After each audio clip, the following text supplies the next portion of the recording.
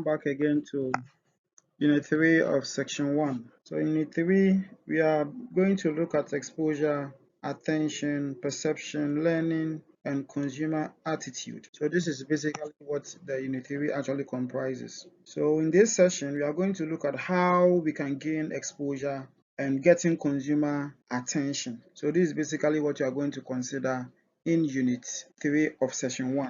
And at the end of this session, I expect that, or I assume that we will be able to explain the meaning of gaining attention. In other words, you can explain what you mean by attention, identify the basic characteristics of attention, describe the key media marketers can use to gain and increase attention, and discuss the various things that can make a stimulus personally relevant. Okay, so what is exposure, as one may ask? In simple terms, we are saying that exposure reflects the process by which the consumer comes in physical contact with a stimulus, or in other words, a stimuli. It depends on the school you attended though. So when we talk about exposure, somebody may mean it to be what you call awareness. So the process that actually reflects the time where a consumer actually encounter a particular product or a service, and any idea or whatsoever as far as product is concerned is what we mean by an exposure. So we are saying that stimuli such as advertisements, packages, products, brand names, signs, logos, and brand word artists. These are all things that or stimulus that consumers can actually encounter physically. So that is what we mean by exposure. Now let's look at ways of increasing exposure. We are saying that gaining exposure in the context of marketing usually involves the selection of media. So when we say we want to gain exposure, or if marketers want to say they want consumers to gain exposure, we are saying it involves the selection of media. And the media, we have different forms or different channels in an explaining media, or in talking about media. We have the TV, we have the radio, we have the magazines, you have the newspapers, and so on. And these are some of the tools or the medium through which exposure can be encountered. Now, let's look at what you call selective exposure. We have exposure, but we are saying that there is not all things or stimulus that consumers come in contact that they actually are exposed to. Some consumers are very selective in terms of the type of stimulus that they want to actually give their attention to. And therefore, if you're a marketer, you need to be able to know that whatever you want to send out there, whether the consumer is going to categorize those words as the selective ones that they will select to actually encounter, and probably there are a lot of things that will call or will tell a consumer to make a decision as to whether to concentrate on a particular stimulus or not to concentrate on that. So we are saying that marketers need to remember that consumers can be selective in their exposure to stimuli. And that is, they can actively seek certain stimuli and actively avoid others. And so it is the power of the consumer to be able to decide which of the stimuli they want to actually encounter and which one they don't want to actually encounter. That one, marketers don't have any idea. And what they have to do is that it is there. And therefore, if you want to send any information or any product out there, there should be certain things that you think it will capture the attention of the consumers. Now, let's look at getting consumers' attention, how we can get their attention so that they will be exposed to the product or services or whatsoever thing that we want to actually achieve. So we are saying that when you talk about attention, attention refers to the process by which an individual allocates some part of his or her cognitive resource to a stimuli. So exposure is when you encounter something for the first time physically. And attention is a process when a consumer actually allocates some part of his cognitive resource. In other words, you're looking at the mental faculty. So that's the mental faculty. So if the person wants to be exposed to something, then there is some level of attention you need to get. So the person can see a product or an advertisement which is talking about a particular product for today. But if the person doesn't take the initiative to say, let me give an attention to this particular stimuli, there is no way the person will be exposed, even though the person has seen it for the first time. But because of that unconscious effort for him or her to, get exposed, the person will not actually be exposed to the product or service. So as attention is also a very critical information process activity, and a certain amount of attention is necessary for information to be perceived for it to activate our sensory receptors. So that is basically how attention actually embrace, and therefore we need to be very conscious about the concept of attention and how we can actually gain majority part of the cognitive resources of the consumer, so that they can actually be properly exposed to whatever we want them to be exposed to. Now, attention. We want to look at some of the characteristics of attention as we have discussed about selective exposure. We are saying that in attention, one of the characteristics is that it is selective. It is selective. And it's one of the key aspects of attention. Selectiveness is one of the key aspects.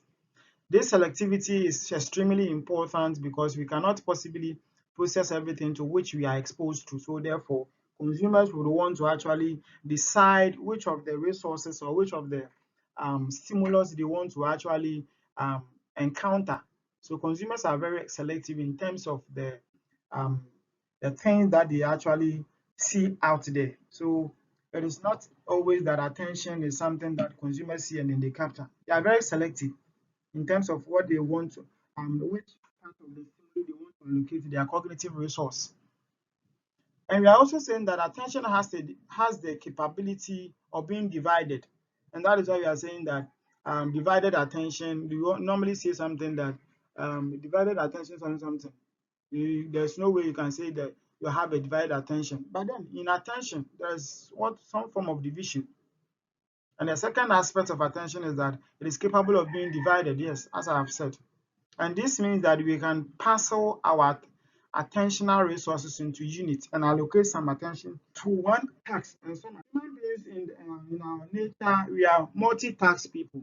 We can do different things at the same time. We can actually do different things at the same time. And therefore, if you want to give an attention to something, there is no way the case that you have to give all your attention to one thing. It's never possible. So if you are a marketer, you need to be able to know that you will done homework very well, so that those that consumers would want to divide their attention will have that opportunity. And the last one we'll talk about means attention is limited. Yes, because consumers have a number of things or number of activities they want to actually attend to, and therefore they cannot actually give all the attention to your marketing stimulus or your marketing activity. Attention is limited, so it is up to you as a marketer to know that you will fight to actually get those part of attention that you want from the customers or your consumers. Now, we want to also discuss whether what do you call it? Must consumers be aware of a stimuli? Yes, whether it is necessary for us to be for us to ensure that consumers are aware of stimulus or stimuli. Is it actually necessary for us to be able to make sure that consumers are aware?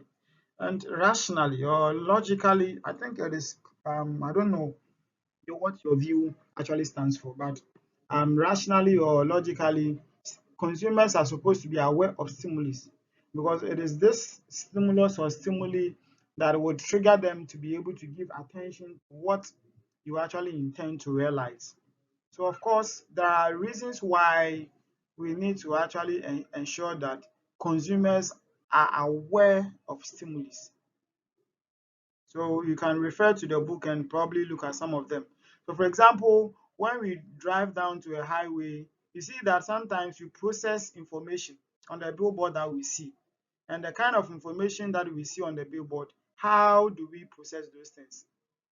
And these are some of the reasons why people go to the highways and then they actually allocate some billboards and all that. Is because they think that it is necessary for consumers to be aware of stimulus, because it is very critical in terms of their decision. So the more you advertise, the more you do certain things just after their attention. Sometimes when they are making decisions to buy something, they don't think a lot because they have seen a lot of stimuli that pertains to whatever they want to purchase. We want to also look at what makes a stimulus personally relevant. Yeah, so we have been talking about stimulus.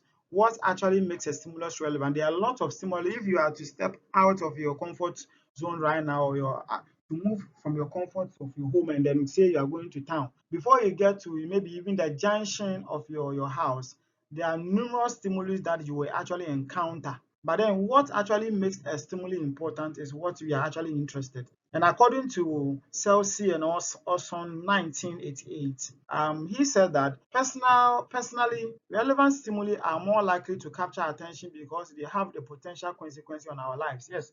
So those stimulus that we think they are of relevance to our life or they have consequences, they are the stimuli that we actually capture them or categorize them to be important. And those that we think they are not relevant to our personal life, we tend to ignore them. So if you are to move out of your comfort, your room, and then to say you are going to town, and you hear probably a siren or let's say an alarm, because as soon as you hear that, and you may think that it's either something is wrong somewhere or there's something going on. Therefore, you would want to pay attention to it and see what actually is going on, so that if in case the thing is approaching you, you may not be affected. But probably if you are walking and then you just see a dog barking or something, probably it is not something that is relevant to you, because the thing is the dog is even far away from you, and it's not like the dog is close to you and the dog might come to bite you or whatsoever. So these are what makes stimulus personally relevant. It depends on how it actually influences your life or the consequence it has on your life. So one, we are saying that many things can make a stimuli personally relevant. So when the stimuli appeals to the needs, values, and goals.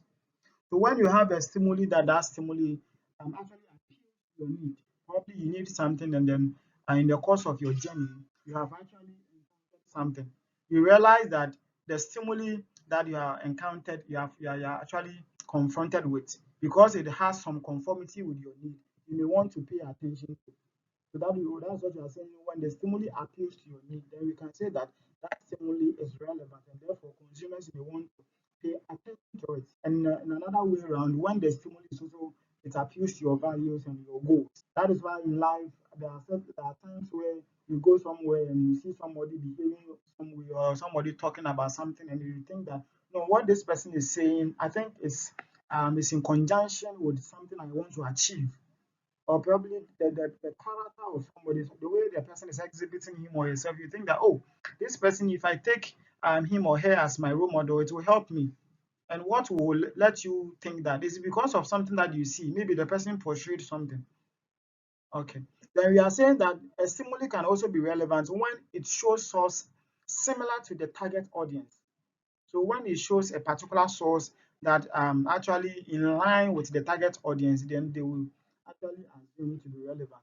Then when you use dramas, when you use that is why marketers nowadays they use jangles and all that. You go there and you are in the market and you'll be hearing a lot of noise. Especially when you go to Accra, that is where you see a lot of drama. The person is going, and then the person who is selling want to stop the person, will be making some jokes around the person. And that one too is subjective. It depends. If the person is not in a good term, you don't take care, the person will even slap you. So the use of drama can also make a stimuli um, relevant, and it may also be relevant when you use rhetorical questions. When we use rhetorical questions, probably people want to actually dig deep to see what you are actually talking about. So you ask questions and they don't have answers, and probably they think that you are the only person that you have answer. Therefore, they want to actually come or probe more to see what you actually have for them. Now we have what you call pleasant stimuli. So as we have said, we have already talked about, there are lots of stimuli out there. Majority of the stimuli are not pleasant, and therefore when consumers encounter those ones, they tend to ignore. So what is pleasant stimuli? And there are some stimuli that we are also saying that they are surprising stimuli. There are stimuli that consumers are actually surprised. Hey, I've never experienced this. I've never heard this. You get it? So that is basically what you are talking about. So generally, we have pleasant stimuli are those which are attractive in visual form, music, humor. You get it? These are all things that we think they are pleasant to our lives. Then we have surprising stimuli. Consumers are always likely to process a stimuli when it is surprising. Yeah. So that is even our daily life. Sometimes when you are there and somebody surprises you, see how interesting and how lovely it is. You see that I've never experienced this in my life before. That thing is so surprising to you. So when a stimuli is surprising, normally it has to do with issue of novelty or unexpectedness. So when the thing you have never encountered that particular stimuli before, or you have never seen such a stimuli before, it becomes a surprise to you. And therefore, consumers normally like those things. So if you're a marketer, you need to be able to know which type of stimuli you actually want to create. All right. Now we want to look at stimuli that are easy to process, or stimuli that are easily processed. So we have the prominent stimuli, we have the concrete stimuli as well. So you can actually read more to infer from those things. Then stimuli that are in contrast. So contrast is another factor that enhances attention by facilitating the ease of processing. For instance, imagine that you are attending a football match against a bourgeois draft with a close friend who is stand to, let's say, who's a draft supporter or something of that sort. You see that the kind of stimuli may contradict, or maybe it may contrast, because the person has a different side and you also are on a different side. So that is how stimuli sometimes contrast. I want to look at when a stimuli loses attention, now trying to get ability. So there are a lot of times that a stimuli may be novel, or maybe um, something new to the consumer, but at a point it loses its attention on the side of the consumer. Why does those things happen, or why does a stimuli loses its attention? So if you're a marketer, you need to know that always you don't have to be the one way. You need to be dynamic. Even with the way you communicate, you do your advertisement. If you are somebody, you go there and then always the one way of doing an advertisement. People may not even listen to you. For the first or for the second time, they may listen to you, but further or subsequently, they may not want to pay attention to, because they have been hearing it over and over. I remember in my village, there's one a popular man who normally come there to sell some this herbal medicine. It got to a time, just one dawn, I was there, they've been always they use the same jingle. Now, just one day, I just decided to sing along, and I was able to catch up. You get it? So when one time, if I'm to hear them doing that, and I will not even pay attention, because they don't have anything new there. It's just the old one. And in conclusion, you are saying that you have looked at the exposure and attention and all that. So please, it is up to you to look into the book and actually orient yourself further to be able to know the various issues and all that.